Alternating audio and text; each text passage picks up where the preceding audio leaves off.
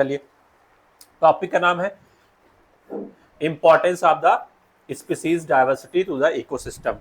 Ecosystem के लिए आपके स्पीसीज की जो डाइवर्सिटी है वो कितना इंपॉर्टेंस रोल प्ले करती है।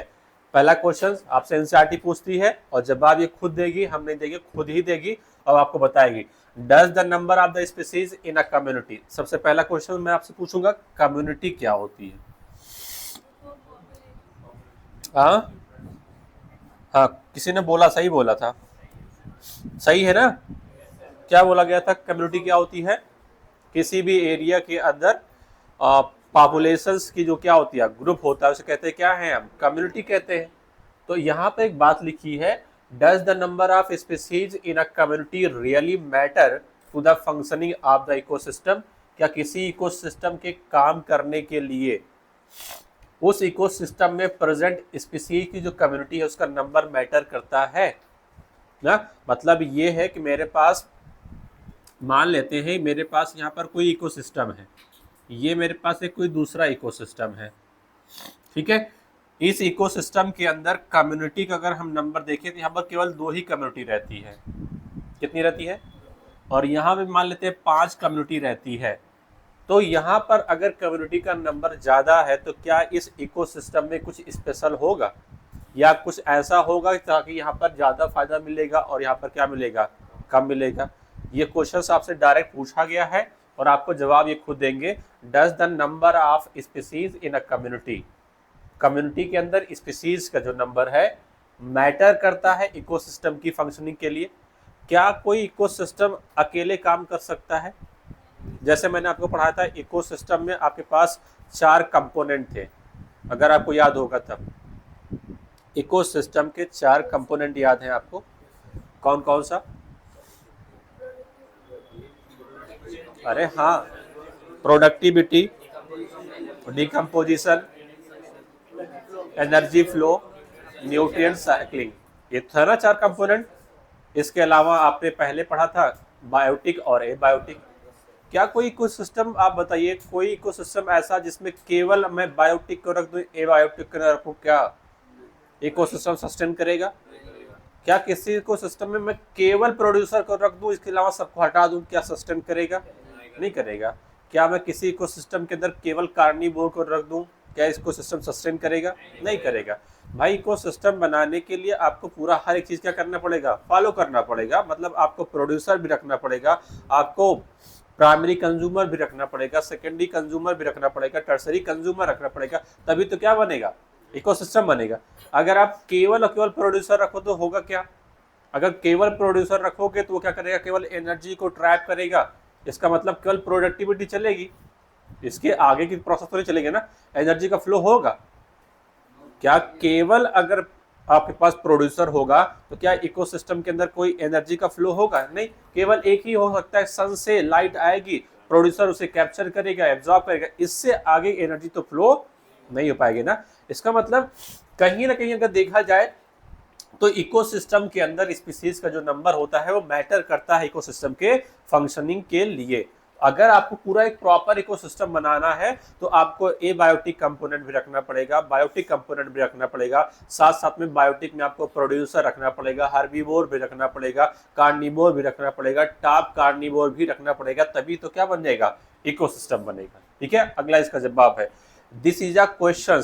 कह रहे जो मैंने आपसे क्वेश्चन पूछा है, for which ecologists have not been able to give a definite answer। जो आपसे क्वेश्चन पूछा गया है, ये मैं क्या बताऊं, अच्छे लोग अभी इसका डायरेक्ट आंसर नहीं बता पा रहे हैं कि अगर किसी भी इकोसिस्टम के अंदर स्पीसीज का नंबर ज्यादा होगा तो क्या इफेक्ट पड़ेगा या कम होगा तो क्या इफेक्ट पड़ने वाला है। ठीक है, लेकिन हाँ कुछ संभावना है जिस पर हम आगे बात करेंगे। चलिए next, for many decade ecologist believe that, ये मानना है, कह रहे बहुत सारे डिकेड से इकोलॉजिस्ट का मानना क्या है, कम्युनिटी विथ मोर स्पीसीज, ऐसी कम्युनिटी जिसके अंदर स्पीसीज का नंबर क्या होगा, ज्यादा होगा, generally tends to be more stable, community कैसी होती है, स्टेबल होगी, then those with the less species. सबसे पहले आप, मुझे लग रहा है कि आप कंफ्यूज हो रहे हो, आप पहले बताइए ऑर्गेनिज्म जो होता है जब मैं ऑर्गेनिजम्स को जोड़ के मैं क्या बनाता हूं, क्या आपको याद है बायोलॉजिकल ऑर्गेनाइजेशन याद है? ऑर्गेनिजम्स को आप जोड़ते हो तो पॉपुलेशन बनता है, जब आप पॉपुलेशन को जोड़ते हो तो क्या बनता है? कम्युनिटी बनता है। ये तो होता है ना।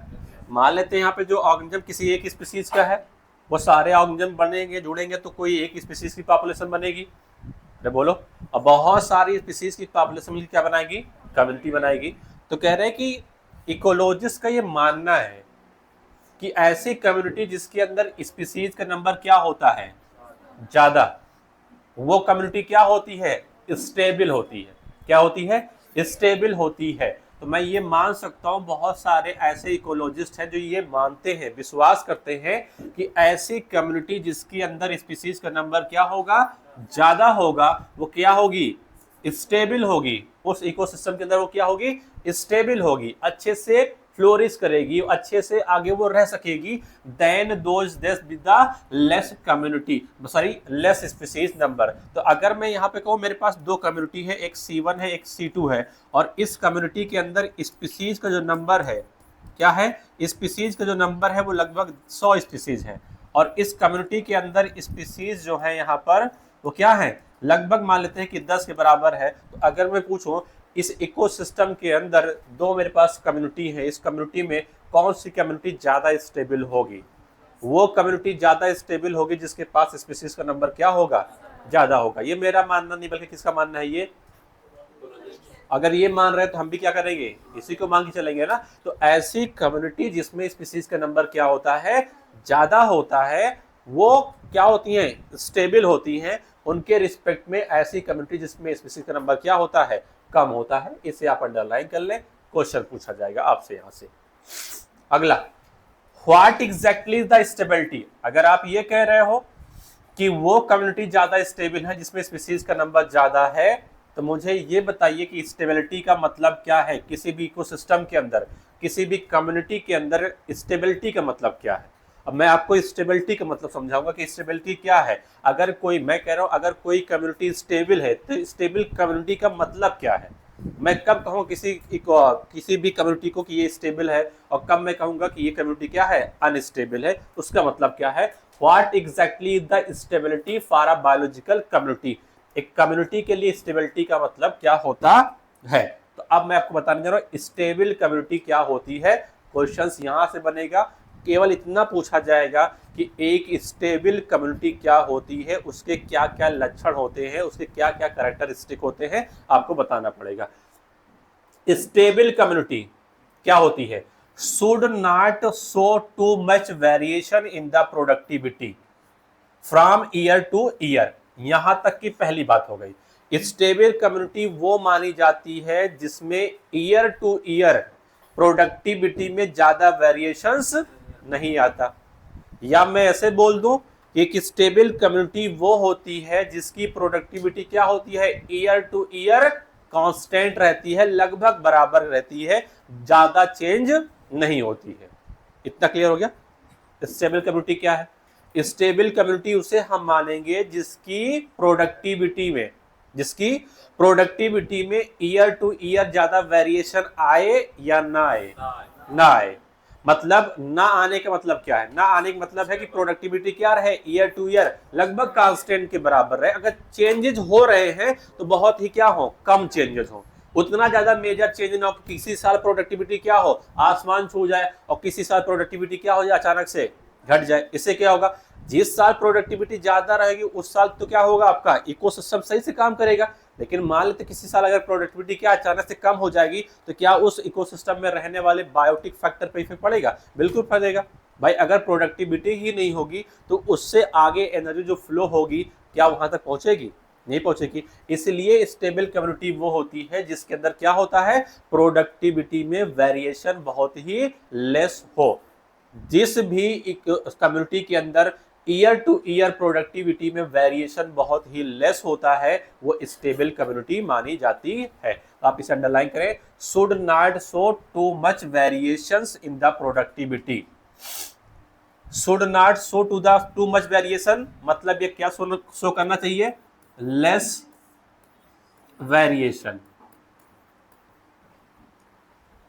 क्या शो करना चाहिए, लेस वेरिएशन शो करना चाहिए, यानी कि प्रोडक्टिविटी में वेरिएशन ज्यादा होना चाहिए, कम होना चाहिए, कम। अगर प्रोडक्टिविटी में वेरिएशन कम हो रही है तो वो कम्युनिटी कैसी मानी जाएगी, स्टेबल मानी जाएगी। ये हो गया नंबर फर्स्ट। इतना क्लियर, आगे बढ़ते हैं next. It must be either resistant to the resilience to occasional disturbance. अगली बात क्या लिखी है कि स्टेबल कम्युनिटी वो होती है जो क्या हो, रेजिस्टेंट हो। किससे रेजिस्टेंट हो, कह रहे हैं ओकेजनल डिस्टर्बेंस से, यानी नेचर में जो डिस्टर्बेंस आते हैं। अब नेचर में क्या डिस्टर्बेंस आ सकता है, कह रहे हैं कि नेचर में डिस्टर्बेंस जो हो सकता है वो नेचुरल हो सकता है, आर द मैन मेड। ये डिस्टर्बेंस क्या है, जैसे मान लेते हैं कोई इकोसिस्टम है, उसमें अचानक से क्या पड़ जाए, सूखा पड़ जाए, अचानक से क्या पड़ जाए, सूखा पड़ जाए, तो क्या ये मैन मेड है या नेचुरल है, नेचुरल है ना, मतलब हो गया डिस्टर्बेंस। या हो सकता है कि कोई इकोसिस्टम है, अचानक से बहुत ज्यादा बारिश हो जाए, जितना चाहिए उससे ज्यादा अगर बारिश हो जाए तभी तो क्या है, डिस्टर्बेंस ही तो है ना। तो कहने कि एक स्टेबल कम्युनिटी वो मानी जाती है जो क्या हो, रेजिस्टेंट हो।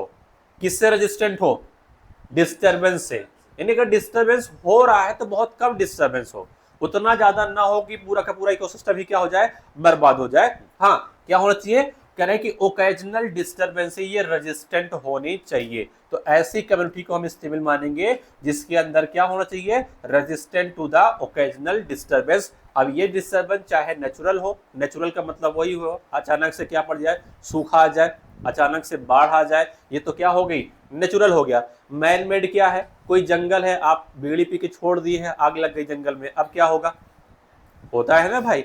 आपने सुना होगा ऑस्ट्रेलिया के अंदर जब आग लगती है जंगल में तो क्या होता है, बहुत बहुत दिन तक आग लगी रहती है। उससे होता क्या, पूरा का पूरा इकोसिस्टम डिस्टर्ब हो जाता है, जितने भी प्रोड्यूसर होते हैं वो भी जल जाते हैं, साथ साथ जो एनिमल्स जो भाग पाते तो ठीक है, जो नहीं भाग पाते बेचारे क्या होते हैं, जल जाते हैं ना। तो बात यहाँ पर ये आती है कि जो ओकेजनल डिस्टर्बेंस होता है वो नेचुरल भी हो सकता है और मैन मेड भी हो सकता है। तो हम उस कम्युनिटी को स्टेबल मानते हैं जिसमें ओकेजनल डिस्टर्बेंस क्या हो, रेजिस्टेंट हो, जिसमें ओकेजनल डिस्टर्बेंस कम से कम। दो बात क्लियर।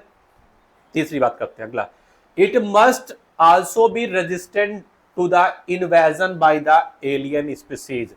अब ये कोई ऐसी स्पीसीज नहीं है जो कहीं से आ जाएगी किसी दूसरे ग्रह से, नहीं। मैंने आपसे कहा था बहुत सारी ऐसी स्पीसीज होती हैं जो अपने नेचुरल हैबिटेट को छोड़ करके किसी दूसरे हैबिटेट में जब जाती हैं तो अचानक से वहां पर क्या करती हैं, अपना डिस्ट्रीब्यूशन बहुत ही फास्ट करती हैं। और इसका एग्जाम्पल आपको याद होगा जब मैंने आपको पढ़ाया था प्रेडेशन, कुछ याद आया, ऑस्ट्रेलिया के अंदर कैक्टस, जब मैंने उसके नेचुरल हैबिटेट से ऑस्ट्रेलिया के अंदर इंट्रोड्यूस कराया था तो अचानक से कैक्टस क्या हो गया था, बहुत फैल गया, millions of hectare of Australia के अंदर केवल कैक्टस ही कैक्टस दिख रहा था। तो हुआ क्या, एलियन स्पीसीज, यानी ऑस्ट्रेलिया के लिए वो कैक्टस क्या हो गया, एज अ एलियन स्पीसीज, क्योंकि वो पहले वहां का नहीं था, कहीं और का था, बल्कि जब हम वहां उसे लेके आए तो अचानक से क्या हो गया, बहुत तेजी से फैल गया। इतना क्लियर हो गया। तो स्टेबल कम्युनिटी वो होती है जो रेजिस्टेंट होती है, किससे, रेजिस्टेंट होती है to the invasion by the alien species. तो मेरे पास तीन बातें टोटल हो गई कि स्टेबल कम्युनिटी हम किसे मानेंगे। पहली बताओ, स्टेबल कम्युनिटी वो होती है जिसके अंदर क्या होता है, लेस वेरिएशंस होता है। ईयर टू ईयर प्रोडक्टिविटी में वेरिएशन क्या होता है, बहुत ही लेस वेरिएशन, क्या होता है, लेस वेरिएशंस होता है। इसके अलावा दूसरा बताओ, ओकेजनल डिस्टर्बेंस क्या होना चाहिए, रेजिस्टेंट या रेजिलियंस, रेजिस्टेंट होना चाहिए। अगले की बात क्या है, एलियन स्पीसीज भी क्या होना चाहिए, एलियन स्पीसीज से भी रेजिस्टेंट होना चाहिए। अगर ये तीन बातें फॉलो हो रही हैं, असलम ये तीन बातें अगर फॉलो हो रही हैं तो मैसेज बंद कर दो। ये अगर तीन बातें फॉलो हो रही हैं तो कैसी कम्युनिटी मानी जाएगी, वो स्टेबल कम्युनिटी मानी जाएगी। बहुत इंपॉर्टेंट अगर हो तो बाहर जाकर के आराम से मैसेज करके चले जाओ। ठीक है, इतनी बातें ठीक है ना, किसी को कोई दिक्कत नहीं ना, आगे पढ़ते हैं। चलिए, we do not know how these attributes are linked to the species richness in a community। कह रहे हैं कि ये कैसे जो अभी मैंने आपको एट्रीब्यूट बताए, जो भी अभी अभी मैंने स्टेबल कम्युनिटी की कैरेक्टरिस्टिक फीचर बताए, वो कैसे स्पीसीज की रिचनेस से, कम्युनिटी के अंदर स्पीसीज की रिचनेस से लिंक है, ये मुझे नहीं पता है। लेकिन इसे एक्सप्लेन करने के लिए नए साइंटिस्ट आते हैं जिनका नाम क्या है, डेविड टिलमैन। क्या नाम है इनका? David Tilman. इन्हें अंडरलाइन कर लो, डायरेक्ट क्वेश्चन आता है कि डेविड टिलमैन ने क्या एक्सपेरिमेंट किया था। Long term ecosystem experiment. कौन सा किया था इन्होंने? Long term ecosystem experiment. क्या यूज किया था इन्होंने? Using the outdoor plot. इन्होंने बहुत सारे प्लॉट बनाए थे। Provide some tentative answer. अब देखो यहां पर आपके पास एक क्वेश्चन बनेगा डायरेक्ट, जो आपसे पूछेगा कि डेविड टिलमैन ने कौन सा एक्सपेरिमेंट किया। Long term ecosystem experiment. इन्होंने क्या इस्तेमाल किया? प्लॉट। प्लॉट तो जानते ही होंगे ना? अरे प्लॉट जानते ही, हाँ, जमीन का कोई टुकड़ा, ठीक है, प्लॉट। अब इस प्लॉट एक्सपेरिमेंट से इन्होंने बहुत सारे आंसर निकाले। वो आंसर क्या कहता है मैं आपको बता रहा हूं। Correct, Tilman found that plot, बहुत गौर से पढ़ना, सारा आंसर निकल आएगा। Plot with the more species, ऐसे प्लॉट जिसमें स्पीसीज क्या थी? ज्यादा थी। ऐसे प्लॉट जिसमें स्पीसीज क्या थी? ज्यादा थी। So less year to year variation in the total biomass. क्या यही बात मैंने आपसे कही थी स्टेबल कम्युनिटी के लिए? एक स्टेबल कम्युनिटी वो होती है जिसमें ईयर टू ईयर वेरिएशन क्या होता है? प्रोडक्टिविटी में कम होता है। और इन्होंने जब एक्सपेरिमेंट किया प्लॉट में तो बहुत सारे प्लॉट बनाए। इन्होंने अलग अलग प्लॉट में अलग अलग स्पीसीज रखी, किसी में ज्यादा किसी में कम। तो जिस प्लॉट के अंदर स्पीसीज क्या थी? ज्यादा थी, उसकी प्रोडक्टिविटी में, उसके बायोमास में ईयर टू ईयर वेरिएशन ज्यादा आ रहा था या कम आ रहा था? कम आ रहा था। और अगर वेरिएशन कम आ रहा है तो वहां पर मिलने वाली कम्युनिटी कैसी होगी? स्टेबल या अनस्टेबल? स्टेबल होगी। ये किसने बात कही? डेविड टिलमैन ने। याद रहेगा आपको, डेविड टिलमैन ने क्या कहा कि उस प्लॉट में, जिस प्लॉट के अंदर स्पीसीज का नंबर क्या था? ज्यादा था, वहां पर वेरिएशन उनके बायोमास में ज्यादा आ रहा था, कम कम आ रहा था। और ये किसका कैरेक्टरिस्टिक फीचर होता है? एक स्टेबल कम्युनिटी का होता है। इसका मतलब अगर किसी भी इकोसिस्टम के अंदर स्पीसीज का नंबर ज्यादा है, अगर कोई इकोसिस्टम ऐसा है जिसमें स्पीसीज का नंबर क्या है? ज्यादा है, अगर स्पीसीज ज्यादा होगा तो वो इकोसिस्टम कैसा होगा? स्टेबल होगा। कैसा होगा? स्टेबल होगा। अगर वो इकोसिस्टम स्टेबल होगा तो मैं कहूंगा वो आगे तक बहुत लंबे समय तक सस्टेन करने वाला है। अगला, he also shows that in his experiment increase diversity। बहुत गौर से पढ़ो क्या लिखा है? Increase diversity. अगर हम किसी प्लॉट में डाइवर्सिटी बढ़ाते हैं, मतलब स्पीसीज का नंबर बढ़ाते हैं, तो क्या होगा? Contribute to the higher productivity. अगर हम डाइवर्सिटी बढ़ाएंगे तो प्रोडक्टिविटी क्या हो जाएगी? बढ़ेगी। इतना क्लियर? दो बातें इन्होंने कही है, आपको बहुत इत्मीनान के साथ में इसे याद रखना है। सबसे पहले इन्होंने ये कहा कि वो प्लॉट जिसके अंदर स्पीसीज का नंबर क्या है? ज्यादा है, उसकी प्रोडक्टिविटी में या टोटल बायोमास में वेरिएशंस ज्यादा या कम? कम। और ये कि स्टेबल कम्युनिटी होने की पहचान होती है। इतना क्लियर? फिर इन्होंने कहा अगर उसी प्लॉट के अंदर हम स्पीसीज का नंबर क्या करें? बढ़ाएं, या डाइवर्सिटी क्या करें? हम बढ़ाएं। तो डाइवर्सिटी बढ़ाने से क्या होता है? प्रोडक्टिविटी बढ़ती है। अगर हम डाइवर्सिटी बढ़ाएंगे तो प्रोडक्टिविटी क्या होगी? बढ़ेगी। अब तुम बताओ, हमारे पास जितनी भी डाइवर्सिटी अभी तक हमने डिस्कवर किया है, कितना किया है? 1.5 मिलियन के बराबर। अगर हमारे अर्थ पर अगर डाइवर्सिटी ज्यादा होगी तो बताओ प्रोडक्टिविटी बढ़ेगी कम हो जाएगी? अगर प्रोडक्टिविटी ज्यादा रहेगी तो कुछ याद करिए आप, मैंने आपको प्रोडक्टिविटी पढ़ाया है, दो टाइप का पढ़ाया है ना। कौन कौन सा? पहली प्रोडक्टिविटी, अरे बोलो भाई, ग्रास प्राइमरी प्रोडक्टिविटी। दूसरी नेट प्राइमरी प्रोडक्टिविटी। पढ़ाया नहीं पढ़ा? फिर आपने पढ़ा था secondary productivity. Net primary productivity वो होती है जो किसके लिए अप्लीकेबल होती है? हेटेरोट्रॉप्स के लिए। किसके लिए?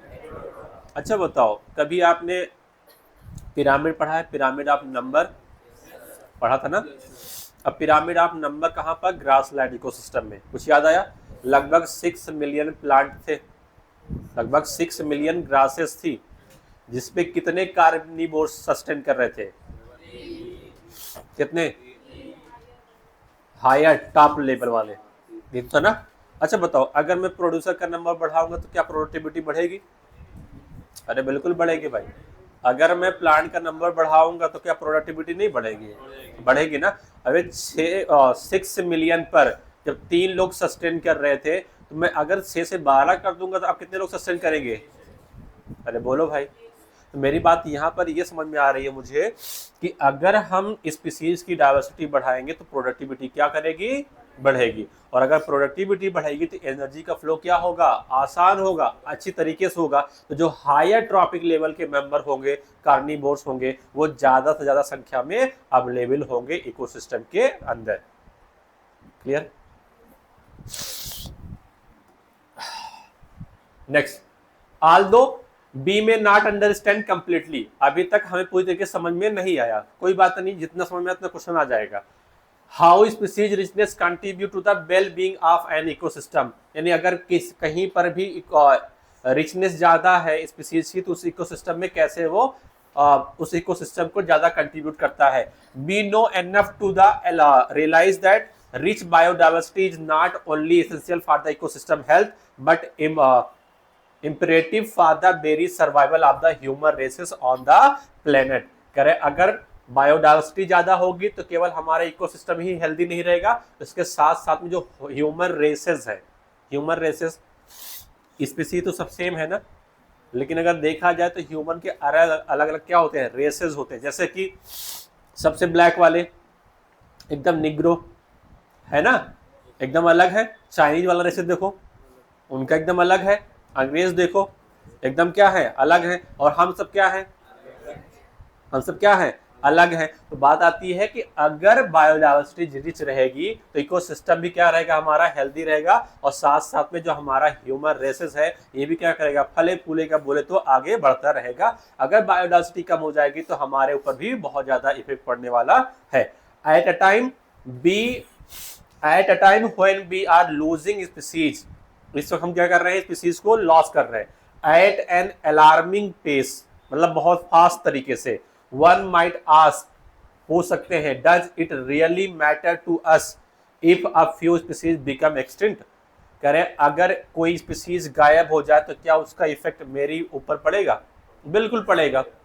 अभी आपको लग रहा है कि नहीं पड़ेगा, लेकिन हाँ, अगर इसी रेट से हमारा स्पीसीज का लॉस होता रहेगा तो एक समय आएगा कि पूरी अर्थ पर स्पीसीज सारी गायब हो जाएंगी, तो हम कहां पर लाइक करेंगे? यानी इफेक्ट क्या करेगा? हमारे ऊपर भी पड़ने वाला है। ठीक है, नेक्स्ट आगे बढ़ते। चलिए, क्वेश्चन है, would western Ghat ecosystem be less functional if one of its tree frog species is lost for ever? सही बात है भाई। अगर हम कहीं से स्पीसीज का लॉस करेंगे तो वो इकोसिस्टम क्या हो जाएगा? लेस फंक्शनल हो जाएगा। जैसे अभी आपने कहा था कि ऐसी कम्युनिटी जिसके अंदर क्या होता है? स्पीसीज का नंबर ज्यादा होता है, उसमें प्रोडक्टिविटी बढ़ती है कम होती है? बढ़ती है। तो अगर स्पीसीज का लॉस होगा तो प्रोडक्टिविटी क्या हो जाएगी?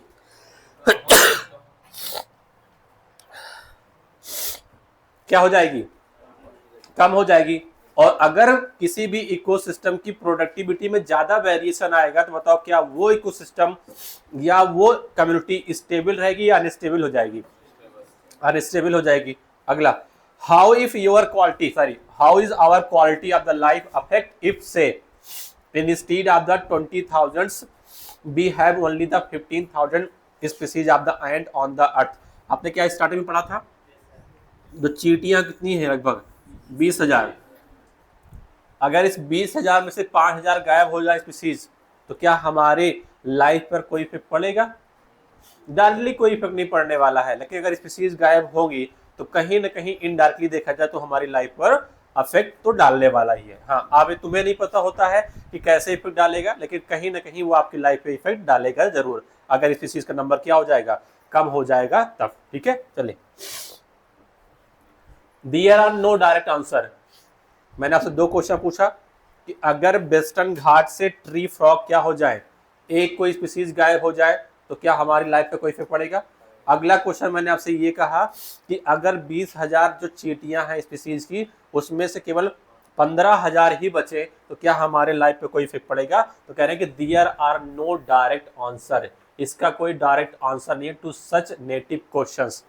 इफेक्ट पड़ेगा या नहीं पड़ेगा, इसका डायरेक्ट इफेक्ट आपके ऊपर दिखने वाला नहीं है, but we can develop a proper perspective through an analogy. और उस एनालॉजी का काम क्या है, नाम क्या है, rivet popper hypothesis used by the Stanford ecologist, और उनका नाम क्या है, पॉल इल्लिच। अंडरलाइन करो इसे। और ये 2024 का क्वेश्चन है कि पॉल इल्लिच ने कौन सा एक्सपेरिमेंट किया था। एक्सपेरिमेंट का नाम क्या है, रिपर्ट पॉपर हाइपोथेसिस। चलिए, इन्होंने क्या लिया, एक सिंपल सा एग्जाम्पल लिया है, उस एग्जाम्पल से आपको समझाना चाहते हैं। क्या समझाना चाहते हैं यहाँ पे देख लेते हैं। इन्होंने सबसे पहले क्या लिया, एरोप्लेन। क्या लिया है ना, एरोप्लेन।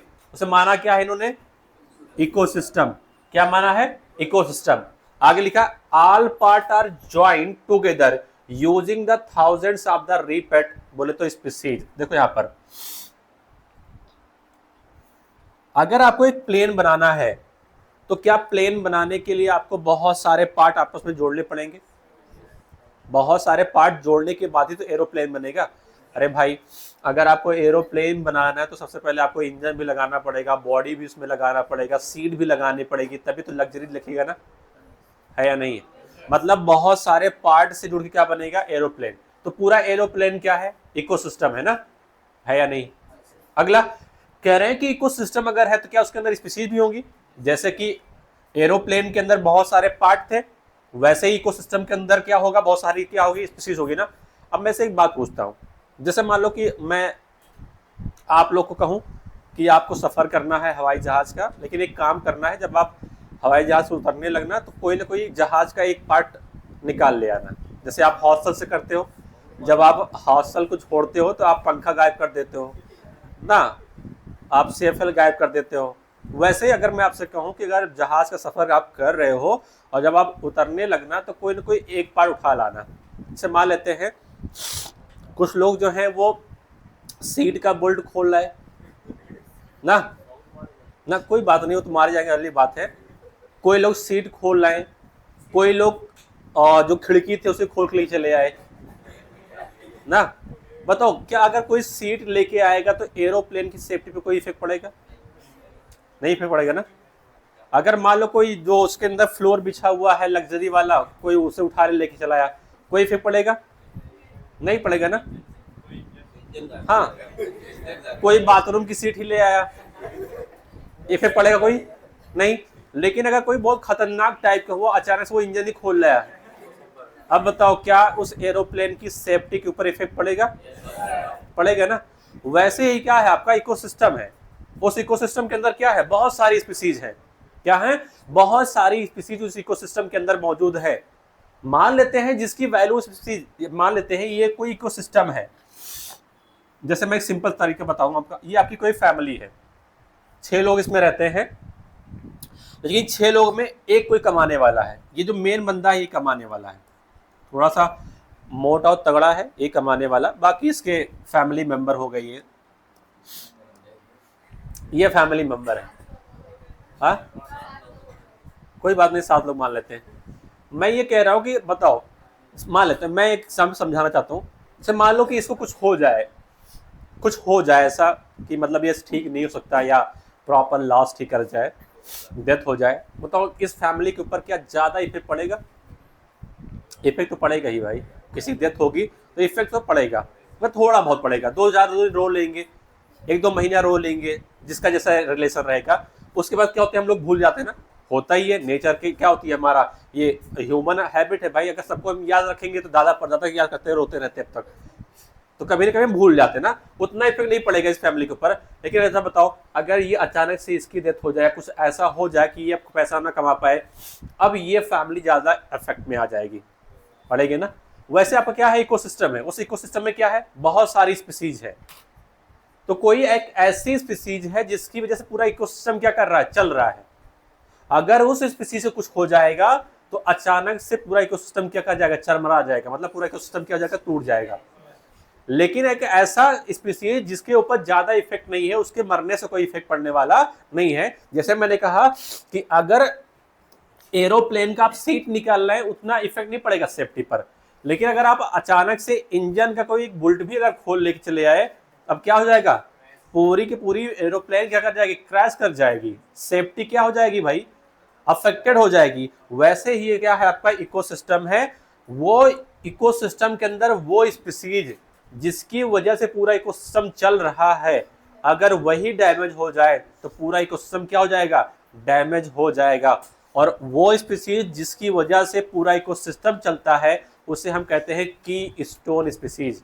क्या कहते हैं उसे हम, की स्टोन स्पीसीज कहते हैं। इसी की वजह से क्या होता है, पूरा का पूरा इकोसिस्टम चल रहा होता है। आगे पूरा पढ़ लेते हैं, क्या कहा था पॉल इलिस ने, if every passenger travelling in it start popping, popping मतलब होता है उखाड़ लेना, निकाल लेना, ठीक है।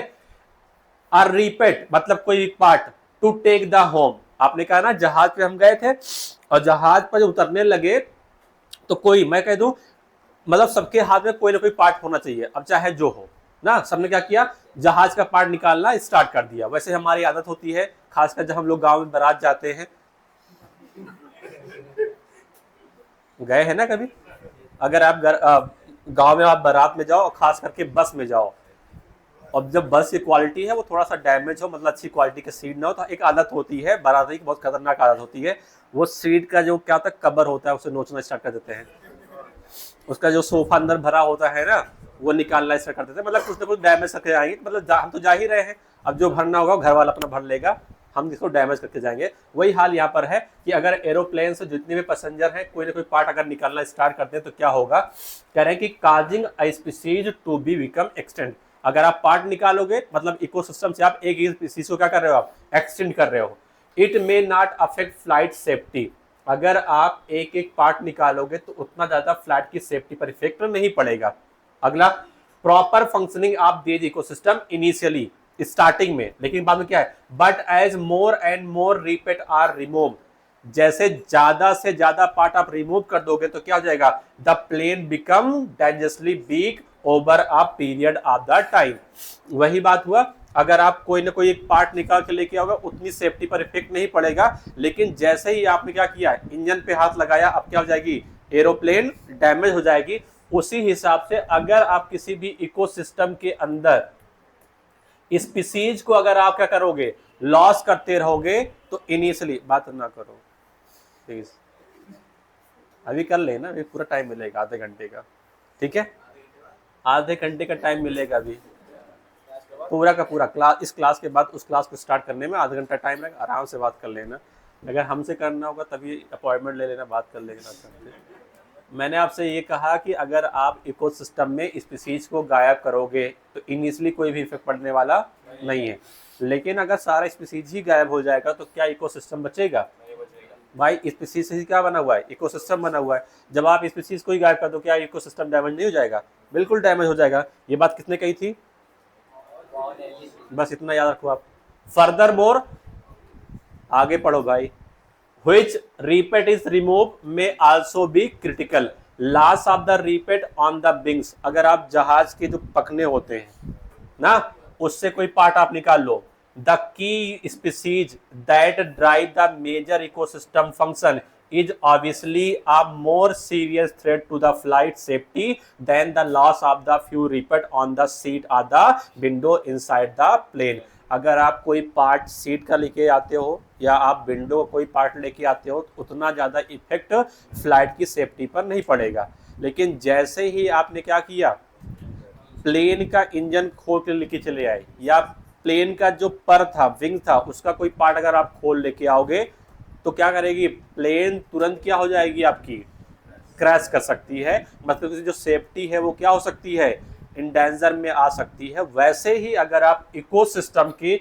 बहुत सारी स्पीसीज को अगर आप मारोगे तो कोई भी इफेक्ट ज्यादा नहीं पड़ेगा, लेकिन अगर इकोसिस्टम में वो स्पीसीज जो ज्यादा काम कर रही है, जिसे आपने क्या कहा है कि स्पीसीज का है, अगर आप उसे डैमेज कर दोगे तो इकोसिस्टम क्या हो जाएगा, तुरंत का तुरंत डेंजर में आ जाएगा। अगर किसी इकोसिस्टम से आप प्रोड्यूसर को ही हटा दो तो क्या इकोसिस्टम आगे सस्टेन करेगा, नहीं करने वाला है। बात वही मेरे पास यहाँ पर आ गई है, ठीक है। चलिए, तो यहाँ तक का था सफर आपका किस चीज का? ये सफर रहा कि अगर कोई भी इकोसिस्टम है तो उस इकोसिस्टम में स्पीसीज रिचनेस ज्यादा होने से क्या इफेक्ट पड़ने वाला है। ठीक है, अब बात करते हैं नेक्स्ट लेवल पर आते हैं, और अगला जो हमारे पास है वो है लॉस ऑफ द बायोडायवर्सिटी। अभी तक केवल आपने इतना पढ़ा कि बायोडायवर्सिटी हमारे पास है तो कितना है और कितना बचा हुआ है डिस्कवर करने से। बायोडायवर्सिटी ज्यादा होगी तो हमारे ऊपर क्या इफेक्ट पड़ेगा, किसी भी इकोसिस्टम पर क्या इफेक्ट पड़ने वाला है। अब हम नेक्स्ट पार्ट पढ़ने जा रहे हैं इस चैप्टर का, जो ये बताता है कि बायोडायवर्सिटी का लॉस हो रहा है और कितना हो रहा है, अगर हो रहा है इससे क्या आपको नुकसान होने वाले हैं। Loss of the biodiversity. चलो आगे पढ़ते हैं नेक्स्ट, और ये ऐसा टॉपिक है जहां से क्वेश्चंस आपके पास भर के आएंगे। ठीक है, while it is doubtful if any species are being added through the speciation। Speciation क्या था, कुछ याद आया? स्पेसिएशन आपने रिवाइज किया नहीं हुआ तो कहां से याद आएगा, याद करो। किसी को नहीं याद है? टाइम का फंक्शन है, हाँ टाइम का फंक्शन है। अगला बताओ, formation of the species. Undisturb अगर टाइम मिलेगा तो वहां पर स्पीसीज के इवोल्यूशन होने के लिए ज्यादा टाइम मिलेगा, उसी को आपने क्या कहा था, स्पेसिएशन कहा था। याद है? नहीं याद, तुम्हारे सामने एनसीईआरटी रखी है, देख लो एक बार। अच्छा, इस टॉपिक पढ़ाया कहाँ था मैंने, उसी की याद है? जब मैंने ये कहा था कि ट्रॉपिकल जो रीजन होते हैं वहां पर स्पीसीज क्या होती है, ज्यादा होती है, टेम्परेट में क्या होती है, कम होती है। तो आपने एक बात कहती, क्वेश्चन पूछा था आपने कि ट्रॉपिकल में ऐसा क्या खास है जिसकी वजह से ट्रॉपिक्स रीजन में स्पीसीज क्या है, ज्यादा। तो आपने 3 बातें बताई थी। पहला, ट्रॉपिकल रीजन में स्पेसिएशन होता है। दूसरा आपने कहा था कि जो ट्रॉपिकल रीजन के इन्वायरमेंट होते हैं वो लेस सीजनल होते हैं। और तीसरा आपने ये कहा था कि ट्रॉपिकल रीजन के अंदर सोलर इनपुट जो है वो ज्यादा होता है। कुछ याद आया? बस इतना याद करना था। While it is doubtful if any new species are being added into the earth territory of the species, there are the no doubt about their continued loss. The biological wealth of our planet has been declining rapidly, and the accusing finger is clear pointing to the human activity। कह रहे हैं जो हमारा biological wealth है, बोले तो इस अर्थ पर जितनी भी क्या है हमारे पास बायोडाइवर्सिटी है उसका क्या हो रहा है, लॉस हो रहा है। और उस लॉस के पीछे जो फिंगर है, मतलब बोले तो जो कारण है, वो कहीं ना कहीं आपकी तरफ इंडिकेट करता है। यानी बायोडायवर्सिटी का जो लॉस हो रहा है वो हमारी वजह से, केवल हमारी वजह से नहीं बल्कि ह्यूमन की वजह से ही हो रहा है। ठीक है, जैसे मान लो किसी भी घर में कुछ हो जाए तो कहते हैं ना तुम्हारी वजह से ही हुआ है, सब लोग उसको कहते हैं तुम्हारी वजह से ही हुआ ये काम, अगर तुम ना होते तो ये काम ना होता। वैसे ही हमारे प्लेनेट पर जो हमारा बायोलॉजिकल वेल्थ है, और हमारा बायोलॉजिकल वेल्थ क्या है, हमारी बायोडायवर्सिटी है। हमारी बायोडायवर्सिटी क्या हो रही है, लॉस हो रही है। इसका क्या हो रहा है, खात्मा हो रहा है। तो जो बायोडायवर्सिटी लॉस हो रही है उसका कहीं ना कहीं कारण क्या है, हम लोग खुद हैं। ठीक है, अगला, the colonization of the tropical Pacific island by the human. Colonization मतलब कॉलोनी बनाना, घर बनाना। कहां पर कह रहे हैं, ट्रॉपिकल पैसिफिक आइसलैंड। अब बताओ, अगर ट्रॉपिकल रीजन है तो वहां पर स्पीसीज होगी या नहीं होगी, ज्यादा होगी ना। और अगर आप वहां पर अगर मान लो कि सारे प्लांट हैं और अगर आपने प्लांट को काट के घर बना लिए तो बताओ उस प्लांट स्पीसीज का लॉस होगा या आगे ग्रो करेगी, वो लॉस हो जाएगा। ठीक है, तो colonization of the tropical Pacific island by the human is said to have led to the extinction of the more than 2000 species of the native। कितने क्लास हुआ, 2000 स्पीसीज। मैंने ये नहीं कहा कि 2000 बर्ड्स, मैंने कहा 2000 स्पीसीज गायब हो गई। आप सोच सकते हो, हाँ अलग।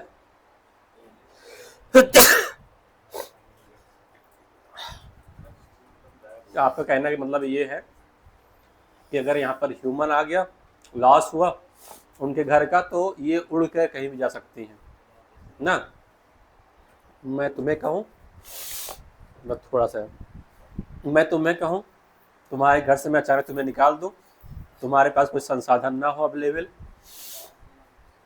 तुम ह्यूमन हो, कर सकते हो, ह्यूमन हो तुम कर सकते हो, लेकिन इसी स्पीसीज जो बर्ड्स जो बहुत सारे साल से वहीं रह रही थी, उस इन्वायरमेंट को पूरी तरीके से अडॉप्ट कर चुकी थी, अगर उन्हें आप अचानक से भगा दोगे, बताओ कितने लोग दूसरे इन्वायरमेंट में जाकर अडॉप्ट कर सकती हैं। एडाप्टेशन एक दिन का काम नहीं होता। दूसरी बात, जैसे मैं आपको भगाऊं तुम्हारे घर से, तुम जाकर किसी दूसरे घर में रहना स्टार्ट कर दो, तुम्हें रहने देगा वो?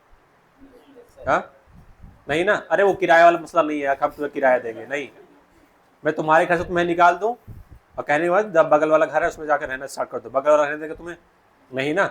वही बात है भाई, अगर ये बर्ड्स लॉस हो रही, सही है, उनके पास विंग्स हैं, वो उड़ के कहीं जा सकती हैं, लेकिन जिस भी इन्वायरमेंट में जाएंगी वहाँ का पूरा इन्वायरमेंट उन्हें अडॉप्ट करना पड़ेगा, प्लस वहाँ के फैक्टर से भी उन्हें लड़ना पड़ेगा। हो सकता है कि ये बहुत छोटी छोटी बर्ड्स रही हो, और जहाँ वो जाएंगी वहाँ पे बड़ी बर्ड्स है, बड़ी वाली छोटी वाली मार डालेगी ना। तो बहुत सारे फैक्टर्स।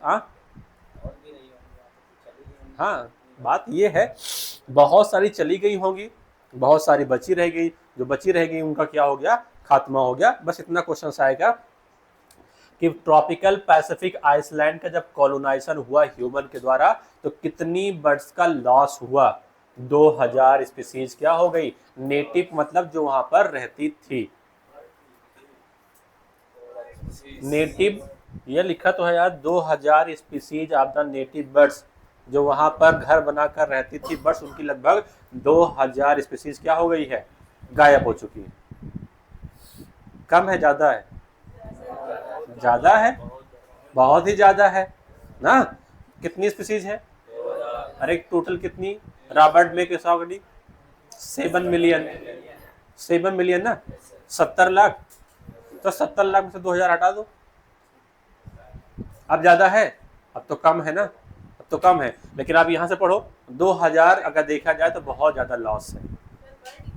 हाँ बर्ड्स की, मैं मान रहा हूँ बर्ड्स की है, मैं ये नहीं कह रहा हूँ किसकी है, मैं कह रहा हूँ अगर बात मैं 7 मिलियन से कंपेयर करूँ तो कहीं मिलियन और कहीं हजार में तो थोड़ा कम दिखेगा आपको, लेकिन किसी एक स्पीसीज को आप गायब कर दोगे तो बहुत बड़ा इफेक्ट पड़ेगा। यहाँ तो 20-20 हजार क्या हो जा रही है, गायब हो जा रही है। ठीक है, अब पूरा जो हमारा आगे का प्लान होगा वो यही, कितनी स्पीसीज क्या हो चुकी है, गायब हो चुकी है। ठीक है, अगला खत्म, एकदम एक्सटिंक्ट। मैं कहूँ तुम यहाँ से एक्सटिंक्ट हो जाओ, मतलब एकदम विलुप्त हो, विलुप्त हिंदी में कहते हैं विलुप्त हो गई, मतलब अब मिलने वाली। अगला बात, जहां से क्वेश्चन आता है, आयुसीएन तो आपने सुना होगा, आयुसीएन, बस आपको याद है, याद है? हाँ बताओ, नहीं बताओ, हम पता तुम्हें नहीं याद है, कोई बताएगा क्लियर एकदम? हाँ हो गया, हाँ कंजर्वेशन किस चीज का, नेचर एंड नेचुरल रिसोर्सेज। ठीक है, अगला रेड लिस्ट आया कब, 2004 में, वो भी जो डाटा था 2004 ही का डाटा था। डॉक्यूमेंट द एक्सटेंशन, गायब हो चुकी है, कितना extension of the 784 species in last 500 year, 500 सालों में, 500 सालों में कितनी स्पीसीज गायब हो चुकी है, 784 स्पीसीज। और 784 में किसकी कितनी स्पीसीज है, 338 वर्टिब्रेट है, 359 इनवर्टिब्रेट है, 57 क्या, सॉरी 87 क्या है, प्लांट है। और ये क्वेश्चन आपसे पूछा जाता है। ठीक है, लास्ट 500 सालों में कितनी स्पीसीज गायब हो चुकी है, 784। 784 में कितने इनवर्टिब्रेट, 338, सॉरी कितने वर्टिब्रेट, 338, कितने इनवर्टिब्रेट, 359, और कितने प्लांट, 87। इतना क्लियर? अब आते हैं रिसेंट एक्सटेंशन पर, जो अभी जल्दी हुए हैं। जल्दी कितना हो सकता है? 20 साल, 25 साल, 30 साल या 100 साल, ये जल्दी माना जाता है इकोलॉजी में। इवोल्यूशन में क्या है? ये जल्दी है, जब तक कि मिलियन साल ना लग जाए। ठीक है, अगला, some example of the recent extension, और आपने कभी कभी फोटो में देखा होगा, मैं दिखाऊंगा फोटो आपको। Some example of the recent extensions include, पहला कौन आ गया? डोडो। कभी आपने फोटो देखा होगा, छोटी क्लास में फोटो बना रहता है। डोडो कहाँ का था बेचारा? कहाँ का था? हाँ, अगला, क्वागा, थैलासाइन, स्टीलर सी काऊ। अगला आता है पास, बहुत मारेंगे।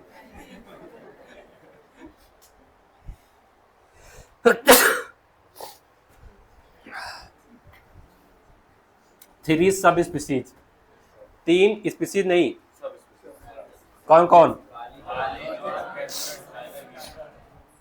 बाली है, जवान है, कैस्पियन है, किसके सब स्पीसीज हैं ये? टाइगर। ये लग रहा है ना कुछ जैसे अपना अपना सा लग रहा है ना, नाम सुन के लगता है हाँ हम लोग ऐसे ही नाम रख सकते हैं, तो कुछ अपना अपना लग रहा है। ये क्या आपका रिसेंट एक्सटेंशन है जो जल्दी में भी गायब हुए हैं। पहला बताओ, डोडो। क्वेश्चन आता है यहाँ से, डोडो कहाँ का था?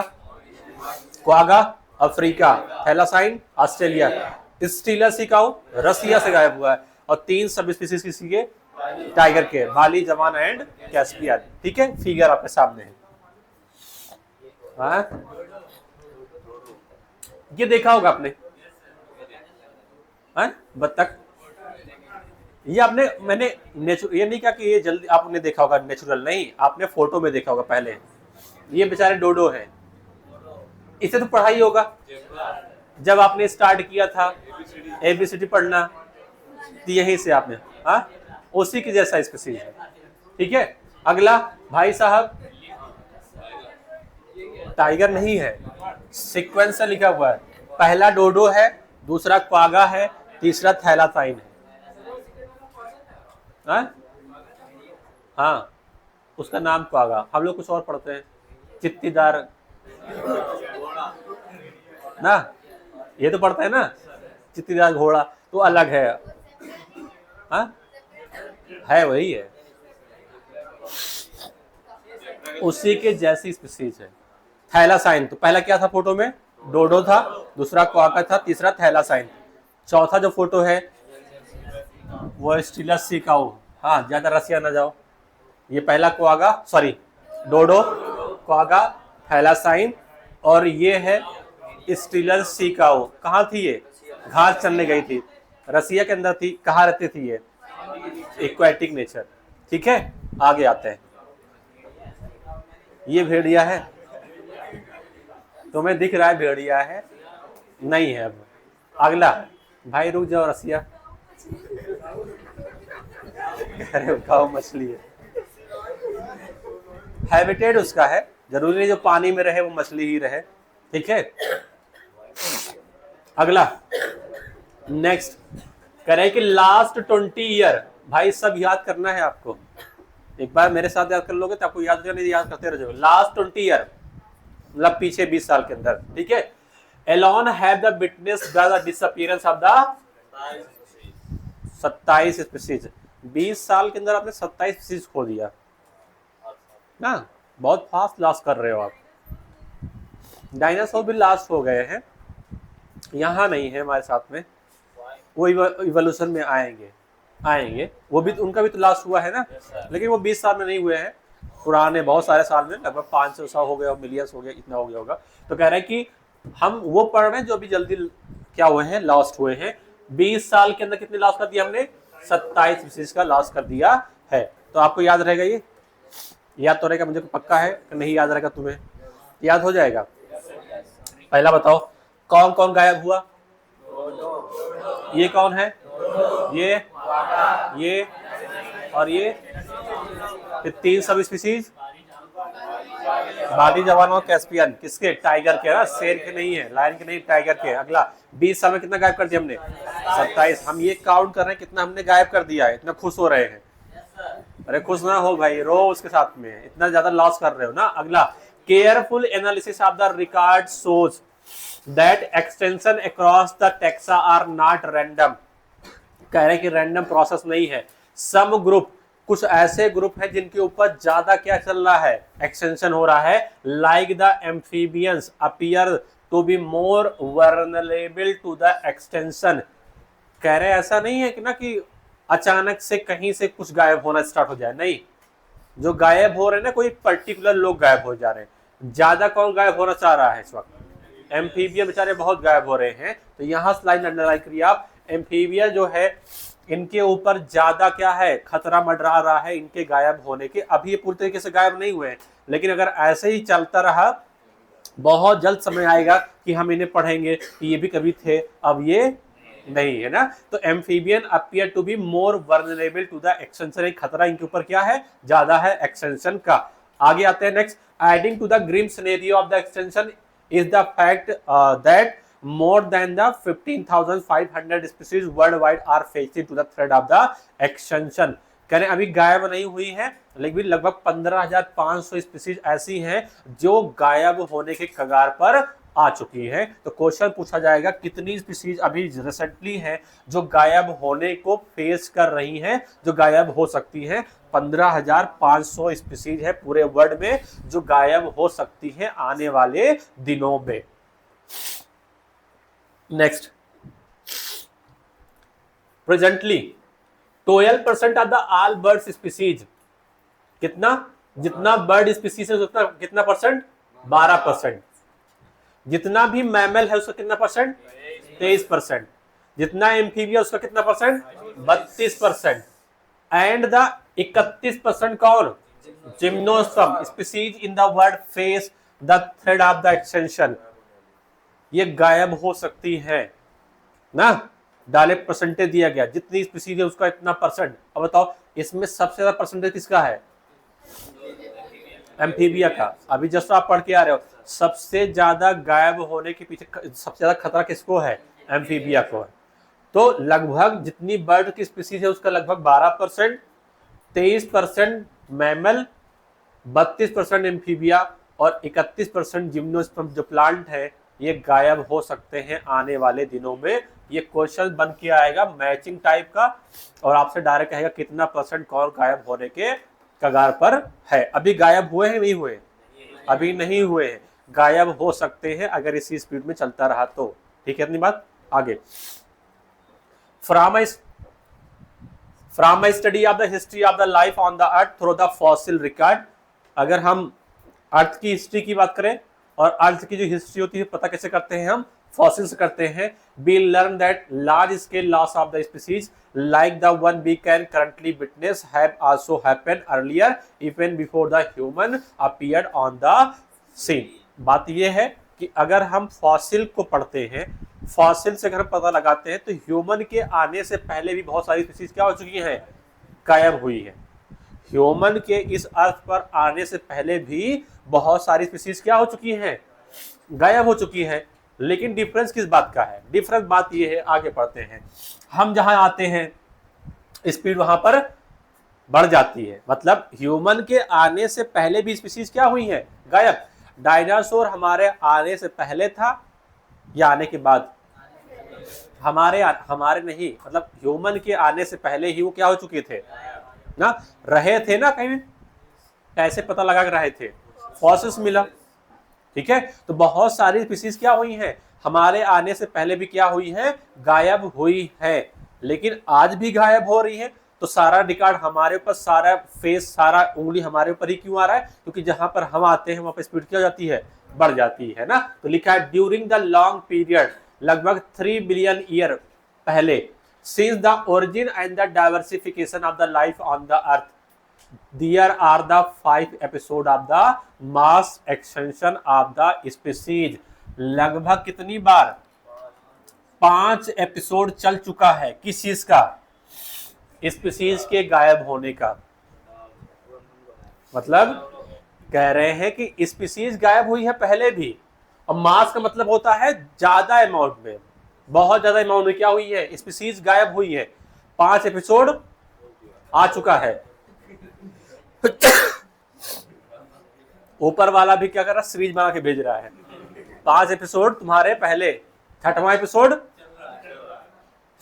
कह रहे how but the 6th extension presently in the progress. लेकिन क्या बात है, different from the previous episode, मतलब जो एपिसोड चल रहा है ज्यादा क्या है, खतरनाक है। जो पुराने आ चुके हैं उनमें ज्यादा इंटरेस्ट नहीं था हमारा, लेकिन जो अब चल रहा है इसमें इंटरेस्ट क्या है हमारा, ज्यादा है। और ये एपिसोड बहुत अच्छी तरीके से चल रहा है। ठीक है, तो आपसे क्वेश्चन पूछा जाएगा कि ह्यूमन के आने से पहले, डाइवर्सिफिकेशन होने से पहले कितनी बार मास एक्सटेंशन हो चुका है। आपने भी सुना होगा कभी कि अगर आप भूगोल पढ़ते थे कभी, ज्योग्राफी, तो आपको बताया गया होगा कि जो आज पेट्रोलियम निकल रहा है, कोयला निकल रहा है, कभी कभी प्लांट हुआ करते थे, ऐसे उछाल, ऊपर वाले ने क्या किया, ऐसे पलट दिया सब कुछ ना, मतलब पूरी अर्थ इधर उधर हो गई है। कुछ लोग जो पहले थे वो दब गए, आज वही कोयला बन के निकल रहे हैं। यही तो आपने पढ़ा था ना। इसका मतलब कहीं ना कहीं क्या है, मास एक्सटेंशन तो हुआ है।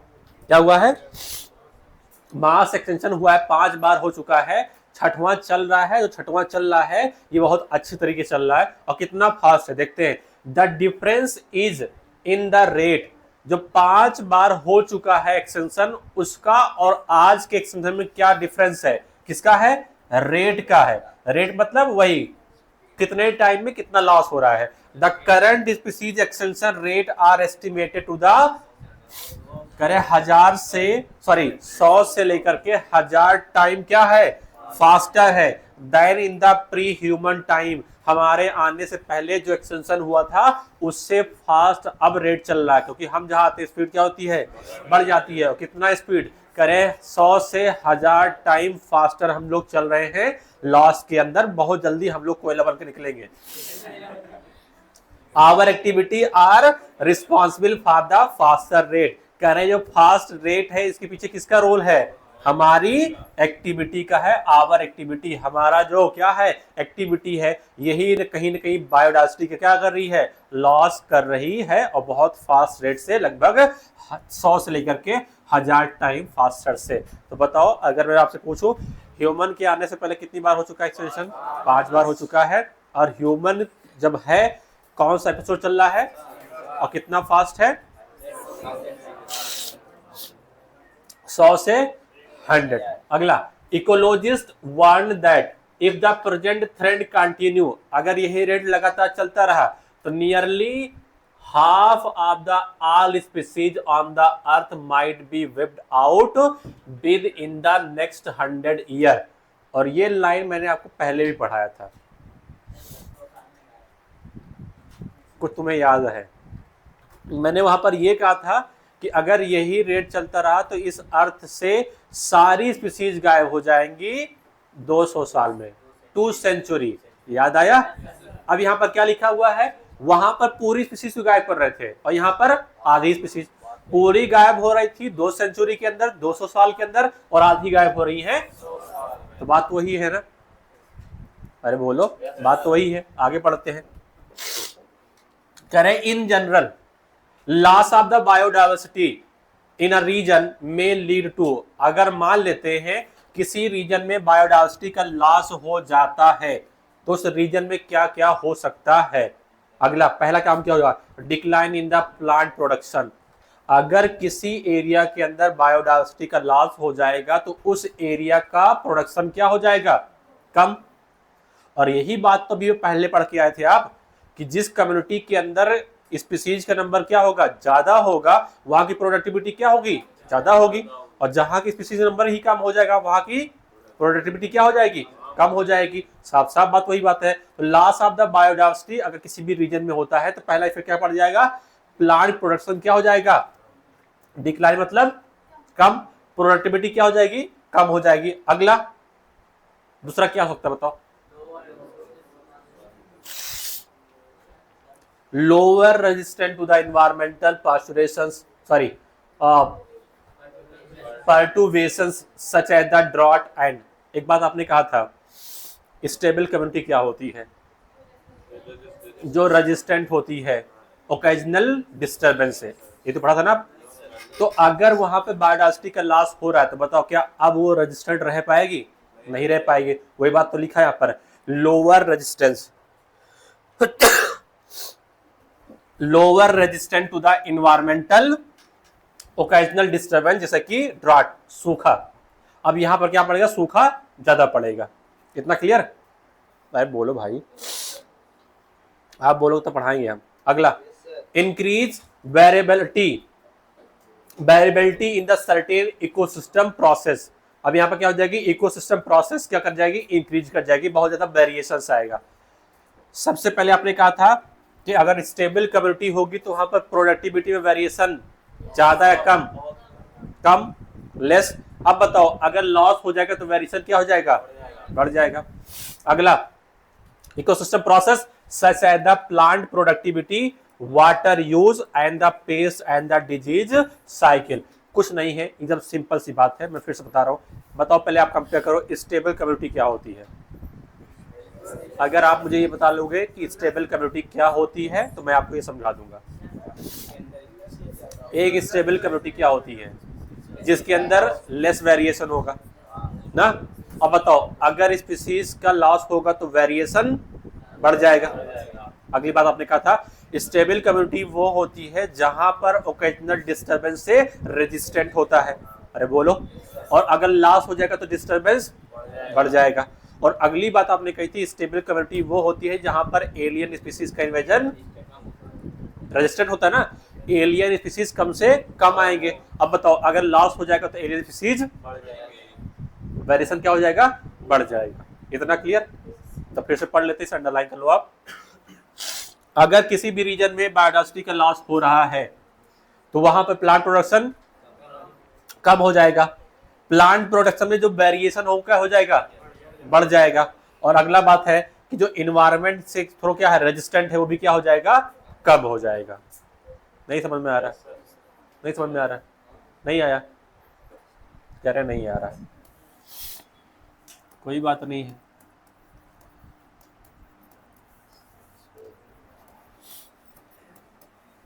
हाँ आया, खड़े जाओ।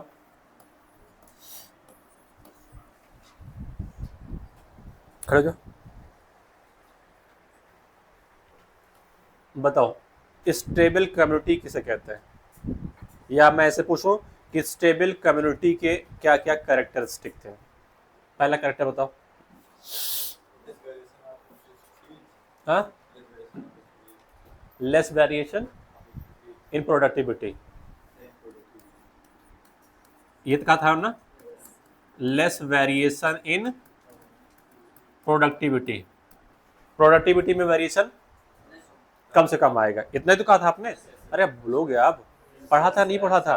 पढ़ा था यार, तो बोलो। अगला बात क्या था,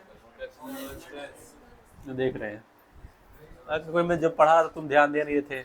ये सारे क्वेश्चन आने वाले, कुछ और नहीं आएंगे, बिल्कुल याद होगा। क्या ध्यान दो, याद हो जाएगा। अगला क्या था, कोई बताएगा? रेजिस्टेंट था। किससे रेजिस्टेंट था?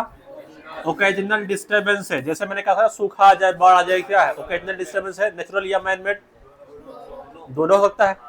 हो गया? अगला बताओ।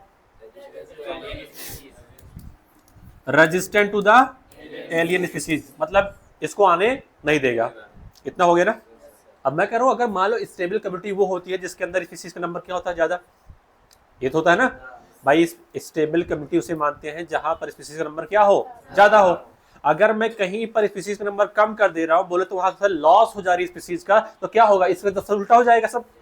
पहला क्या हो सकता है, वहां पर प्रोडक्टिविटी क्या हो जाएगी, वेरिएशन क्या हो जाएगा, कम आएगा, वेरिएशन ज्यादा आएगा। अब प्रोडक्टिविटी में वेरिएशन क्या हो जाएगा, बढ़ जाएगा। वेरिएशन यहाँ पे क्या हो जाएगी, प्रोडक्टिविटी में बढ़ जाएगी। पहला हो गया। अरे बोलो, बताओ। दूसरा बताओ, रेजिस्टेंट, क्या अब वो कम्युनिटी रेजिस्टेंट रह जाएगी? नहीं। तो वहां पर सूखा, वहां पर नेचुरल या मैन मेड डिस्टर्बेंस बढ़ जाएंगे, ज्यादा आएंगे। अरे बोलो भाई। और प्रोडक्टिविटी में वेरिएशंस, अरे वेरिएशन तो हो ही गया, वेरिएशन क्या हो जाएगा, इंक्रीज कर जाएगा। ये तो बात बताई ना। तो पहली बात क्या थी, देखो यहाँ पर decline in the plant production, कहीं ना कहीं क्या बता रहा है, ये प्रोडक्टिविटी ही बता रहा है भाई। प्लांट प्रोडक्शन क्या हो जाएगा, कम हो जाएगा, डिक्रीज कर जाएगा। अरे बोलो भाई। अगला क्या लिखा हुआ है, रेजिस्टेंट लोअर हो जाएगा। पहले क्या था, रेजिस्टेंट ज्यादा था, अगला क्या लिखा है यहाँ पर, वेरिएशंस ज्यादा आएंगे। किस में वेरिएशन ज्यादा आएगा? प्लांट की प्रोडक्टिविटी में ज्यादा आएगा, वाटर की यूज में ज्यादा आएगा, पेस्ट एंड डिजीज में ज्यादा प्रोडक्टिविटी आएगी। जस्ट उसका उल्टा ही तो है। नेक्स्ट अगला, काज ऑफ द बायोडाइवर्सिटी। बायोडाइवर्सिटी के लॉस होने के कारण क्या है? 4 कारण है, मैं पढ़ाने जा रहा हूं चारों कारण, उसके बाद फिर मैं पढ़ाऊंगा आपको कैसे कंजर्व किया जा सके ना, आपको गैप देने के बाद में। Cause of the biodiversity loss, biodiversity का जो लॉस हो रहा है उसका कारण क्या है? कारण आपके पास 4 है। बहुत इंपॉर्टेंट टॉपिक है, बहुत ही इंपॉर्टेंट टॉपिक है जहां से क्वेश्चंस आता है। The accelerated rate of the species extensions that the world is facing now are largely due to the human activity। कितनी बार कहोगे कि सब हमारी वजह से हो रहा है? हम मानते हैं हमारी वजह से सब कुछ हो रहा है भाई।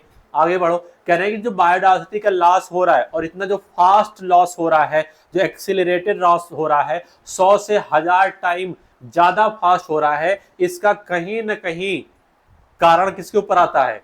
ह्यूमन की एक्टिविटी पर है, सारा हमारा ही बनता है। अगला, देयर आर द 4 मेजर कारण तो बहुत सारे हैं ना, काज क्या है? बहुत सारे हैं, लेकिन 4 क्या है? मेजर कारण है जिसकी वजह से क्या हो रहा है? बायोडाइवर्सिटी का लॉस हो रहा है। 4 हैं, इन्हें कहते क्या है हम? क्वार्टर। 1/4 तो कहते हैं, क्वार्टर ही तो कहते हैं ना। तो क्या अगर लिखा है? The evil quartet, the evil quartet, जिसकी वजह से क्या हो रहा है? बायोडाइवर्सिटी का लॉस बहुत ही फास्ट तरीके से हो रहा है। वो कौन कौन से 4 कारण है जिसकी वजह से बायोडाइवर्सिटी लॉस कर रही है? पहला है habitat loss and the fragmentation. अगर किसी स्पीसीज का आप हैबिटेट गायब कर दोगे, उसका घर छोड़ लोगे, आप छीन लोगे, तो क्या वो स्पीसीज जिंदा रहेगी? नहीं रहेगी, मर जाएगी। अगला क्या लिखा? फ्रेगमेंटेशन।